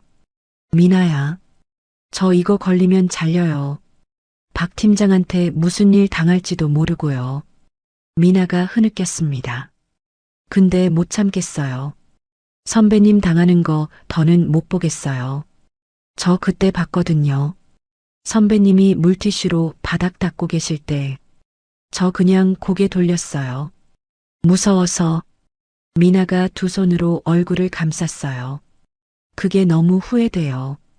그때 왜 아무것도 못했을까? 왜 그냥 봤을까? 저도 같이 무릎 꿇었어야 했는데, 저는 미나를 안아주었습니다. 작은 어깨가 저보다 더 심하게 떨리고 있었어요. 이 어린 후배가 얼마나 무서웠을까요? 잘릴 각오를 하면서까지 이 USB를 들고 여기까지 내려온 거였습니다. 고마워, 미나야. 정말 고마워. 너 안 다치게 할게. 약속해. 미나가 제 품에서 고개를 들며 말했어요. 선배님, 꼭 이기세요. 저 같은 애들 많아요. 무서워서 말 못하는 애들. 선배님이 이겨야 저희도 숨 쉴 수 있어요. 알았어. 꼭 이길게. 미나는 눈물을 닦으며 황급히 돌아갔습니다. 들킬까봐 뛰다시피 했죠. 작은 뒷모습이 기둥 뒤로 사라질 때까지 저는 그 자리에 서 있었어요. 손에 쥔 USB가 무겁게 느껴졌습니다. 이 작은 플라스틱 조각 안에 저를 짓밟았던 그 순간이 고스란히 담겨 있었어요. 클러치백이 제 얼굴을 향해 날아오던 그 장면. 생각만 해도 뺨이 욱신거렸지만 이제 그건 제 무기가 됐습니다. 녹음 파일과 CCTV 영상. 두 개의 증거가 드디어 갖춰진 거예요. 사장의 비자금 대화와 사모님의 폭행 장면. 이 두 가지면 충분했습니다. 저는 주차장을 빠져나와 화장실로 갔어요. 칸 안에 들어가 문을 잠그고 핸드폰을 꺼냈습니다. 연락처를 스크롤해서 한영애 회장님 번호를 찾았죠. 이 번호로 연락한 적은 손에 꼽을 정도였어요. 회장님도 마찬가지셨고요. 서로 연락을 자제하는 것이 우리의 규칙이었으니까. 하지만 이제 그 규칙을 깰 때가 됐습니다. 문자창을 열고 입력했어요. 준비됐습니다. 내일 뵙겠습니다. 전송 버튼을 누르고 잠시 후 답장이 왔어요. 잘 버텼어. 이제 내가 나설게. 짧은 문장이었지만 가슴이 뜨거워졌습니다. 그 몇 글자 안에 담긴 무게를 저는 알고 있었어요. 그동안 얼마나 마음 졸이셨을지, 얼마나 나서고 싶으셨을지, 그걸 참으며 저를 지켜보셨던 분이니까요. 저도 모르게 핸드폰을 꽉 쥐었습니다. 미나의 얼굴이 떠올랐어요. 울먹이면서도 용기 내서 USB를 건넸던 그 얼굴. 선배님이 이겨야 저희도 숨 쉴 수 있다던 그 말. 그래요. 이건 저만을 위한 싸움이 아니었습니다. 소리 없이 참아온 사람들, 무서워서 말 못했던 사람들을 위한 싸움이기도 했어요. 이제 돌아갈 길은 없었습니다. 내일 모든 것이 결정됩니다. 창립 30주년 기념일 당일 새벽 5시. 저는 잠을 이루지 못했어요. 밤새 뒤척이다가 결국 새벽 4시에 일어났습니다. 샤워를 하고 아무것도 먹지 못한 채 집을 나섰죠. 거리는 텅 비어 있었고 가로등 불빛만이 희미하게 길을 비추고 있었어요. 백화점에 도착했을 때 건물은 아직 어둠에 잠겨 있었습니다. 직원 출입구로 들어가 지하 탈의실로 향했어요. 이 시간에는 아무도 없었습니다. 형광등이 깜빡거리며 켜지고 차가운 공기가 피부에 닿았죠. 저는 제 사물함 앞에 섰습니다. 자물쇠를 열고 문을 열었어요. 안에는 두 벌의 옷이 걸려 있었습니다. 하나는 예전에 입던 라운지 유니폼. 깔끔하게 다려진 자켓과 블라우스, 단정한 스카프까지. 7년 동안 저와 함께했던 옷이었죠. 그리고 그 옆에는 때 묻은 형광 조끼가 걸려 있었습니다. 기름때가 배어 있고 땀 냄새가 밴 조끼. 지난 몇 주간 지하 주차장에서 입었던 것이에요. 저는 한참 동안 두 벌의 옷을 번갈아 바라봤습니다. 오늘 어떤 모습으로 무대에 설까? 라운지 유니폼을 입으면 깔끔해 보이겠죠.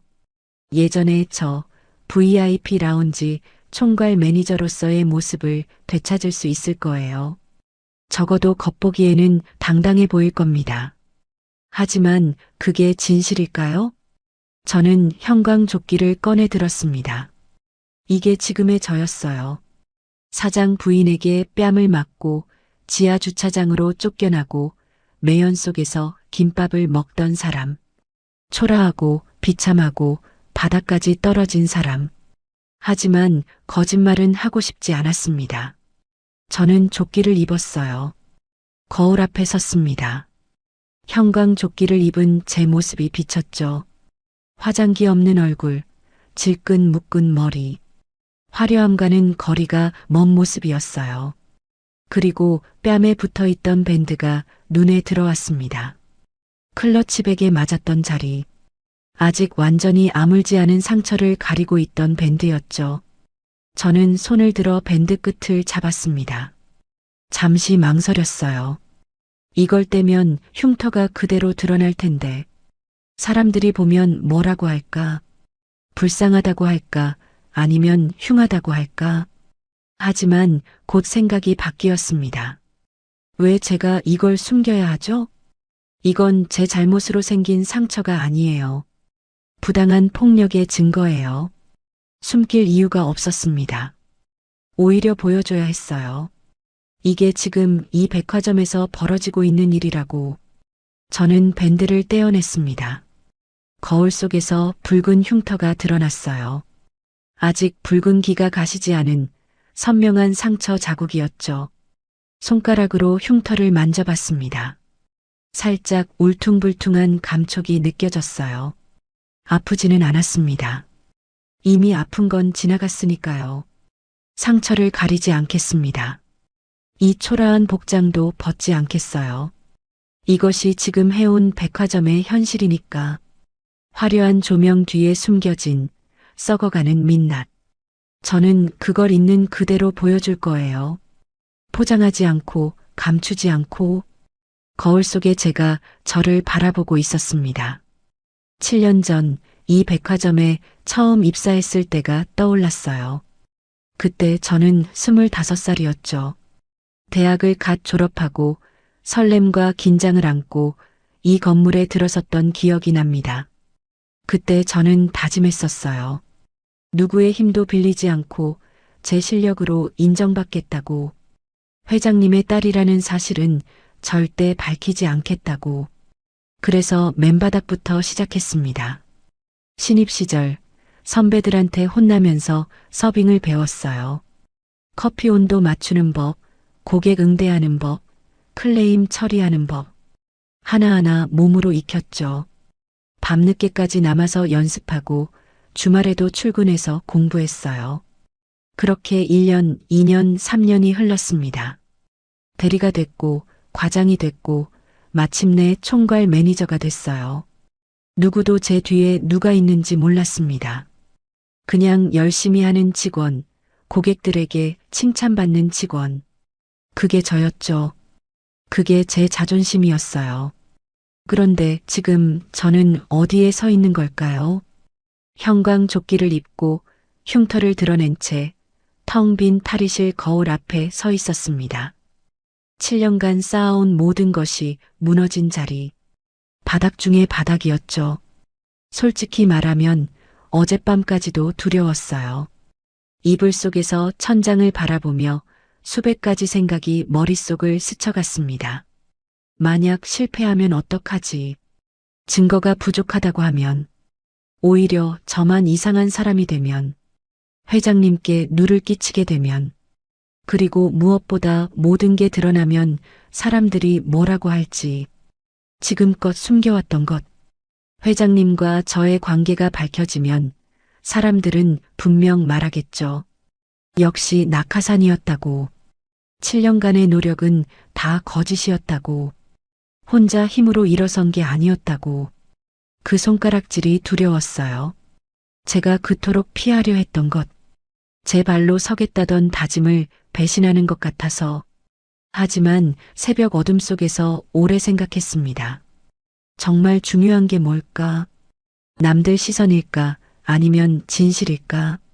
제 자존심일까? 아니면 정의일까?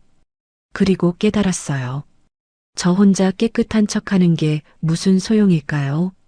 제 손에 진실이 있는데 그걸 숨기고 침묵하는 게 과연 올바른 건지. 미나처럼 무서워서 말 못하는 사람들, 저처럼 짓밟혀도 참아야 했던 사람들. 그들을 위해서라도 저는 말해야 했습니다. 낙하산이라고 손가락질하면 받아들이겠어요. 그게 사실이니까. 그 사실을 숨기고 일한 건 제 선택이었으니까요. 하지만 그렇다고 해서 제가 겪은 일이 사라지진 않아요. 뺨을 맞은 건 사실이고 부당하게 좌천당한 것도 사실이에요. 그리고 그런 일이 이 백화점에서 버젓이 벌어지고 있다는 것도 사실이죠. 저는 그 사실을 말할 거예요. 누가 뭐래도. 그렇게 마음을 정하니 이상하게도 두려움이 사라졌습니다. 오히려 마음이 고요했습니다. 밑바닥까지 떨어져 봤으니까요. 더 이상 잃을 것도 없었습니다. 두려울 것도 없었어요. 떨어질 곳이 없으니 이제 올라가기만 하면 되는 거였죠. 회장님이 보내신 문자가 떠올랐습니다. 잘 버텼어. 이제 내가 나설게. 그래요. 저는 잘 버텼어요. 무릎 꿇으라는 말에도 꿇지 않았고 포기하라는 압박에도 포기하지 않았습니다. 바닥까지 떨어졌지만 바닥에서 다시 일어섰어요. 이제 마지막 한 걸음만 남았습니다. 저는 사물함에서 USB와 핸드폰을 꺼냈어요. 녹음 파일이 저장된 핸드폰, 그리고 미나가 건네준 CCTV 영상이 담긴 USB. 제가 가진 전부였지만 그것으로 충분했습니다. 주머니에 넣고 사물함 문을 닫았어요. 거울을 다시 한번 봤습니다. 형광조끼를 입고 흉터를 드러낸 여자가 서 있었어요. 초라했지만 눈빛만은 흔들리지 않았습니다. 차갑고 단단하고 그 어느 때보다 강렬하게 빛나고 있었죠. 저는 거울 속의 저에게 말했습니다. 오늘 모든 게 끝납니다. 탈의실 문을 열고 나섰어요. 복도 끝에서 희미한 햇살이 들어오고 있었습니다. 새벽이 지나고 아침이 밝아오고 있었죠. 곧 이 건물에 사람들이 들어차고 창립기념일 행사가 시작될 거예요. 저는 천천히 걸음을 옮겼습니다. 발소리가 텅 빈 복도에 울려 퍼졌어요. 한 걸음 한 걸음. 무대를 향해 나아가는 발걸음이었습니다. 더 이상 뒤돌아보지 않았어요. 오전 11시. 백화점 1층 로비 중앙홀은 화려하게 변해 있었습니다. 거대한 현수막이 천장에서 내려와 있었고 금빛 조명이 사방을 비추고 있었어요. 붉은 카펫이 입구에서 단상까지 깔려 있었고 양옆으로는 샴페인 글라스를 든 웨이터들이 도열해 있었죠. 해온 백화점 창립 30주년 기념식. 저는 홀 맨 뒤쪽 기둥 그늘에 숨어서 그 광경을 지켜보고 있었어요.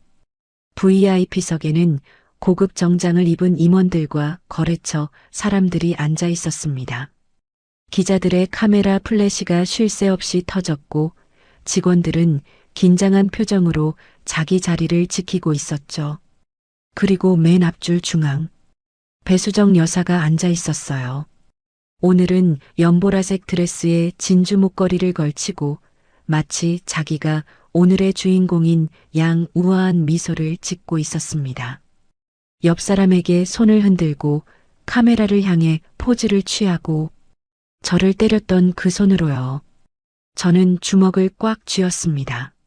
사회자가 단상에 올라 마이크를 잡았어요. 해온 임직원 여러분, 해온 백화점 창립 30주년 기념식에 오신 것을 환영합니다. 박수가 터져 나왔습니다. 자, 이제 해온 그룹의 새로운 미래를 이끌어갈 최영훈 사장님의 비전 선포가 있겠습니다.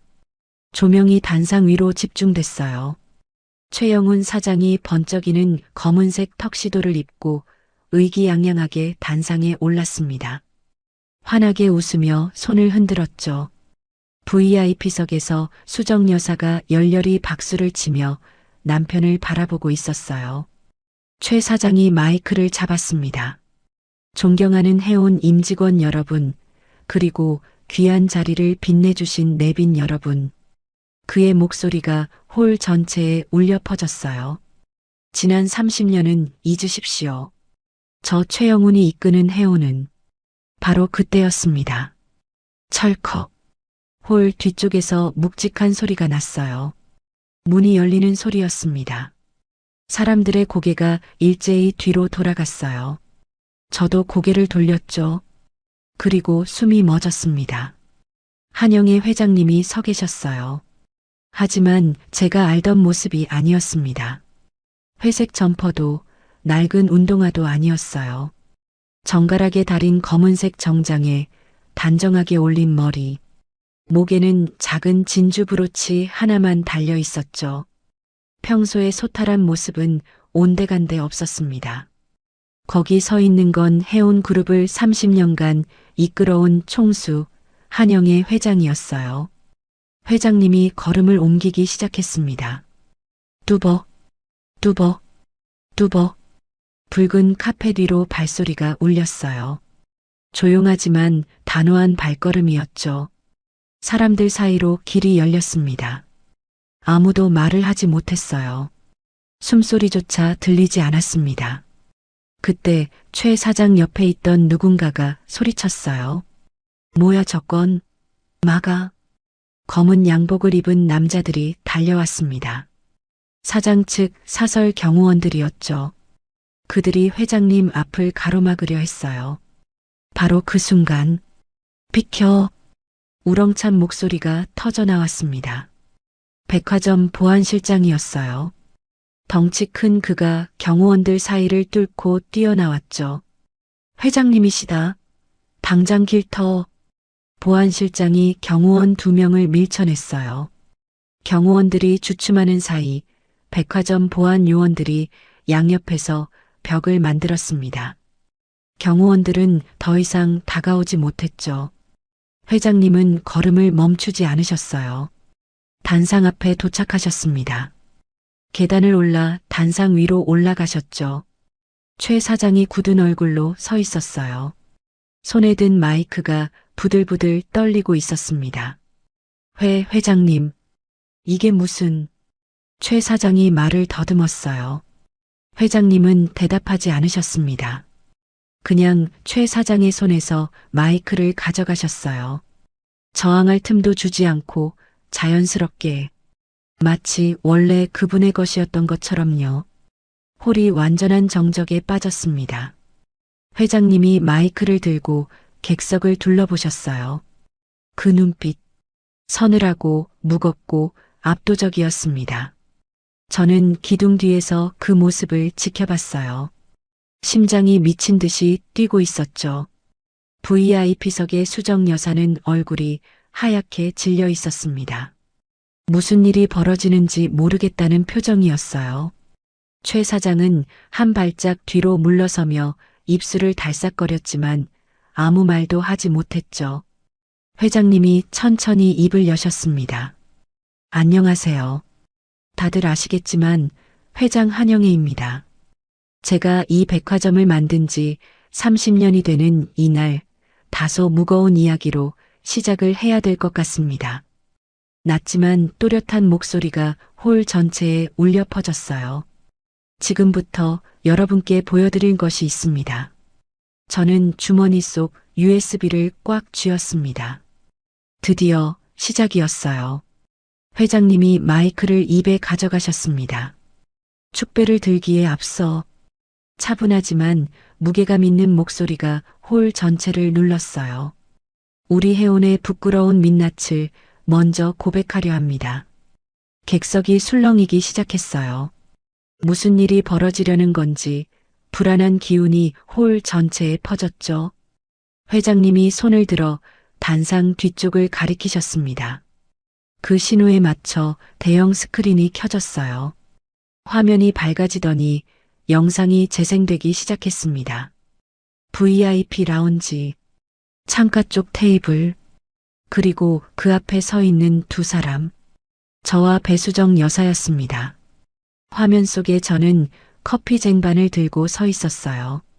수정 여사가 뭔가를 소리치고 있었죠. 그리고 다음 순간, 퍽! 그 둔탁한 소리가 홀 전체에 울려 퍼졌습니다. 수정 여사의 클러치백이 제 얼굴을 향해 날아왔어요. 제 고개가 옆으로 꺾이고 비틀거리는 모습이 대형 스크린에 선명하게 비쳤습니다. 객석에서 비명이 터져 나왔어요. 세상에, 저게 뭐야? 사장 사모님이 직원을 VIP석에서 수정 여사가 벌떡 일어났습니다. 얼굴이 하얗게 질려 있었어요. 꺼, 저거 당장 꺼. 하지만 영상은 멈추지 않았습니다. 오히려 이어서 음성 파일이 재생됐어요. 야, 이번 창립 기념일 행사 때 쓸 선물 트렁크에 다 실었냐? 사과 상자에 현금 채우느라 허리 빠지는 줄 알았어요. 이번에 로비한 임원들 명단이랑 장부도 조수석 글로브 박스에 있다. 객석이 뒤집어졌습니다. 기자들이 벌떼처럼 일어나 카메라를 들이댔어요. 플래시가 쉴 새 없이 터졌죠. 최 사장이 단상 위에서 소리쳤습니다. 이거 조작이야. 가짜라고. 당장 꺼. 그가 스크린을 향해 달려가려 했어요. 하지만 회장님이 차갑게 한마디 하셨습니다. 움직이지 마. 최 사장이 얼어붙었어요. 마치 보이지 않는 손에 목덜미를 잡힌 것처럼요. 회장님이 천천히 단상 아래를 바라보셨습니다. 제가 숨어있던 기둥 쪽을요. 그리고 손을 뻗으셨어요. 올라오세요. 심장이 멎는 것 같았습니다. 저는 기둥 뒤에서 걸어 나왔어요. 때 묻은 형광 조끼를 입은 채로, 뺨의 흉터를 그대로 드러낸 채로요. 사람들의 시선이 일제히 저를 향했습니다. 저 사람 누구야? 주차요원 아냐? 왜 저런 사람을 부르는 거지? 수정 여사가 저를 보더니 코웃음을 쳤어요. 아직 상황을 파악하지 못한 거였죠. 뭐야, 쟤를 왜 불러? 저는 붉은 카펫을 밟고 단상으로 걸어갔습니다. 한 걸음 한 걸음. 수백 개의 눈이 저를 쳐다보고 있었지만 저는 오직 앞만 봤어요. 계단을 올라 단상 위에 섰습니다. 회장님이 제 손을 잡으셨어요. 떨리는 손이었습니다. 하지만 따뜻했죠. 회장님이 마이크를 드셨습니다. 여러분, 홀 전체가 숨을 죽였어요. 여기 이 직원은 회장님의 목소리가 잠시 떨렸습니다. 그리고 다음 순간 또렷하게 말씀하셨어요. 제 하나뿐인 딸 서지우입니다. 정적? 홀 전체가 얼어붙었습니다. 누구도 숨을 쉬지 않는 것 같았어요. 그리고 다음 순간, 수정 여사의 비명이 터져 나왔습니다. 제가 회장님 딸이라고. 그녀의 얼굴이 흙빛으로 변했어요. 두 손으로 입을 틀어막았지만 떨림을 감추지 못했죠. 최 사장도 굳어버렸습니다. 딸이라고요? 저 주차요원이? 객석에서 탄성이 터져 나왔어요. 딸이었어. 회장님 딸을 때린 거야? 세상에 저러고도 살아남을 줄 알았어? 웅성거림이 파도처럼 밀려왔습니다. 회장님이 말씀을 이으셨어요. 이 아이는 편안한 임원실을 거부했습니다. 현장의 땀과 직원의 눈물을 모르는 경영자는 자격이 없다며 신분을 숨기고 가장 낮은 곳에서부터 배우겠다고 고집을 피웠습니다.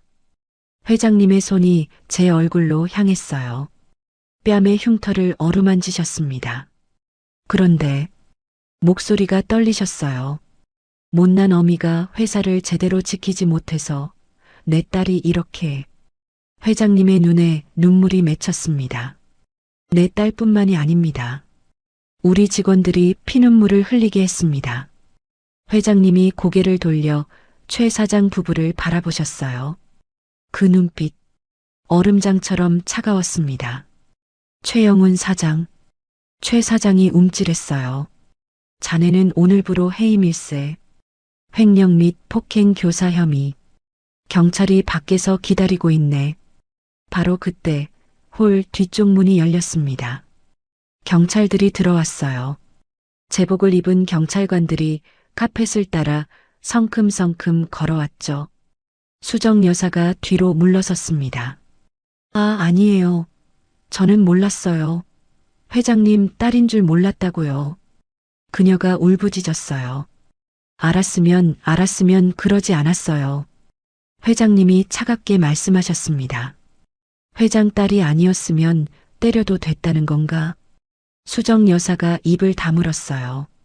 아무 말도 하지 못했죠. 경찰이 다가와 수정 여사의 팔을 잡았습니다. 배수정 씨, 폭행 혐의로 동행 좀 하셔야겠습니다. 이거 나. 그녀가 발버둥 쳤어요. 내가 누군 줄 알아? 나 사장 부인이야. 경찰이 담담하게 대답했습니다. 전직이시죠? 가시죠. 수정 여사가 끌려가면서 저를 노려봤어요. 그 눈에 담긴 것은 분노가 아니었습니다. 두려움이었죠. 최 사장도 양팔을 붙잡힌 채 연행됐어요. 그 의기양양하던 얼굴이 창백하게 질려 있었습니다. 홀이 다시 조용해졌습니다. 회장님이 제 손을 두 손으로 감싸주셨어요. 미안하다, 내 딸. 눈물이 흘러내리셨습니다. 엄마가 너무 늦어서 미안해. 저는 더 이상 참을 수 없었어요. 엄마. 7년 동안 이 회사에서 한 번도 부르지 못했던 그 말이 터져 나왔습니다. 저는 엄마를 껴안았어요. 따뜻했습니다.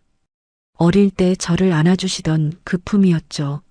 엄마도 저를 꽉 안아주셨어요. 등을 토닥이시면서 작게 속삭이셨습니다. 잘 버텼다. 우리 딸. 눈물이 멈추지 않았습니다. 객석에서 박수가 터져 나왔어요. 처음에는 한두 명이었는데 점점 퍼져나갔죠. 우레와 같은 박수 소리가 홀 전체를 가득 채웠습니다. 끝났습니다. 드디어 모든 게 끝났어요. 일주일 후, 라운지는 다시 활기를 되찾았습니다. 창가로 들어오는 햇살이 대리석 바닥 위에 부드럽게 퍼졌어요.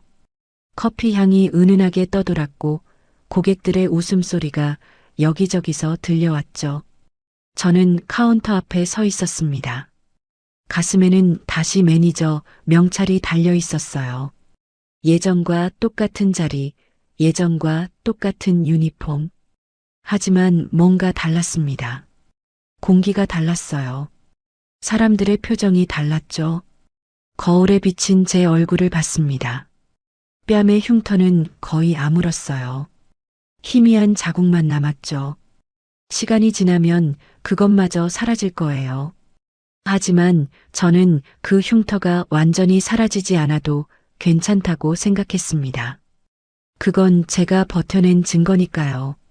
매니저님, 익숙한 목소리가 들려왔어요. 고개를 돌리니 박 팀장이 라운지 구석에서 열심히 바닥을 닦고 있었습니다. 예전에 반짝이는 양복 대신 청소복을 입고 있었죠. 박 팀장이 허리를 굽실거리며 다가왔어요. 여기 바닥 제가 혀로 할자도 될 만큼 닦았습니다. 충성? 저는 피식 웃음이 났어요. 세상이 참 많이 변했습니다. 수고하세요, 박 팀장님. 제가 가볍게 고개를 끄덕이자 박 팀장이 연신 허리를 숙이며 물러났어요. 예전에 저를 등짝 때리던 그 손으로 이제는 빗자루를 잡고 있었죠. 그때 시선 끝에 뭔가가 스쳤습니다. 라운지 앞복도. 익숙한 뒷모습이 천천히 지나가고 있었어요. 회색 점퍼에 낡은 운동화. 손에는 쇼핑백 하나. 엄마였습니다. 평상복 차림으로 자맹을 도는 중이셨죠. 예전처럼. 엄마가 라운지 앞을 지나시다가 잠깐 멈추셨어요. 그리고 저를 보셨습니다. 눈이 마주쳤어요. 저는 살짝 미소를 지었습니다. 그리고 장난스럽게 한쪽 눈을 찡긋 감았어요. 윙크였죠. 엄마가 웃으셨어요. 소녀처럼 환하게요. 주름진 눈가가 초승달처럼 휘어졌죠. 그리고 입술에 손가락을 가져다 대셨어요. 쉿. 저만 알아볼 수 있는 작은 제스처였습니다. 엄마는 그렇게 아무 일 없다는 듯 복도를 지나 사라지셨어요. 다른 고객들 사이에 섞여서 평범한 손님처럼 저는 그 뒷모습을 바라보며 생각했습니다. 해온 백화점에는 두 부류의 주인이 있어요. 한 명은 회장실에서 거대한 그룹을 지탱하고 저와 같은 직원들은 이곳 현장에서 사람을 향한 진심을 지킵니다. 방식은 달라도 마음은 같아요. 우리가 있는 한 해온의 품격은 무너지지 않을 겁니다. 저는 다시 카운터 앞으로 돌아섰어요. 문이 열리고 새로운 고객이 들어왔습니다. 저는 환하게 웃으며 인사했어요. 어서 오세요. 해온 백화점 VIP 라운지입니다. 오늘도 좋은 하루가 시작됐습니다. 여기까지가 제 이야기의 끝입니다. 저는 요즘 어떻게 지내냐고요? 라운지는 예전보다 훨씬 분위기가 좋아졌어요. 직원들 표정이 달라졌거든요. 눈치 보느라 굳어있던 얼굴들이 이제는 웃어요. 박 팀장요? 요즘 청소하시느라 바쁘시더라고요. 가끔 눈이 마주치면 허리가 90도로 꺾이시던데 허리 괜찮으신지 모르겠네요. 아, 그리고 사장 3호. 지금 어디 계신진 모르겠지만 그 클러치백 가격이 얼마였죠? 그거 제 뺨값으론 좀 싸지 않았나요? 제 이야기가 비슷한 경험을 겪으신 분들에게 속 시원한 대리 만족을 드렸기를 바랍니다. 오늘 지우의 이야기가 마음에 남으셨다면 구독과 알림으로 다음 만남을 예약해 두세요. 우리네 사연 극장이 다시 찾아갑니다. 그리고 오늘 이야기를 듣고 느낀 감정과 생각을 댓글로 소통해 주세요.